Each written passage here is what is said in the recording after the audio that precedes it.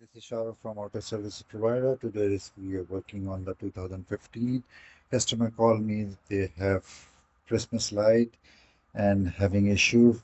They already changed the alternator and still car won't able to charge it.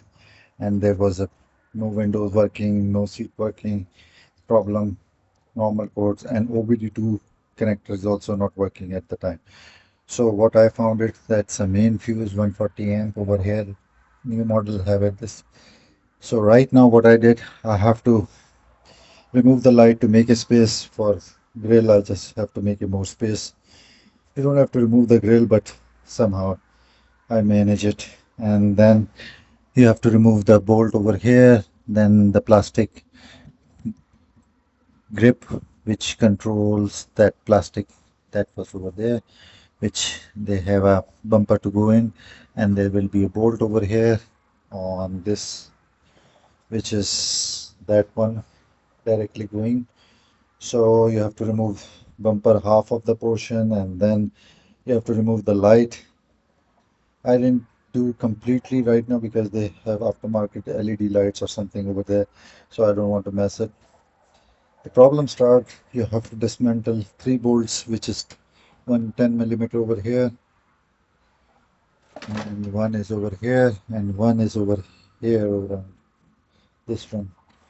So you can remove it, but the thing is that you have to make a space, and all of them, these notches, because this is going in, so that you technically you have to pull up this one and then it goes down, but there's a couple of them, so you have to do it once, at least two or three to make it space.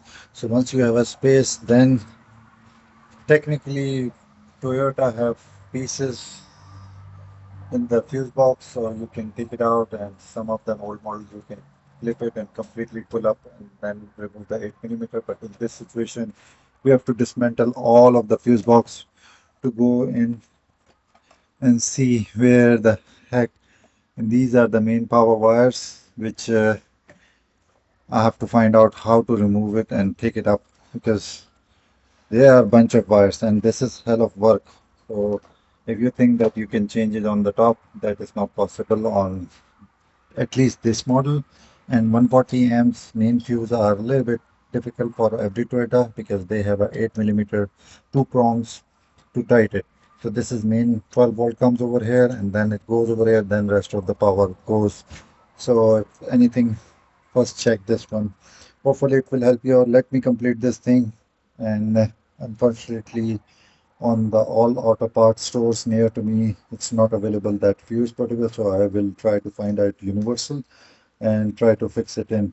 Otherwise, it will go for next day for the dealer because it's evening and dealer is closed.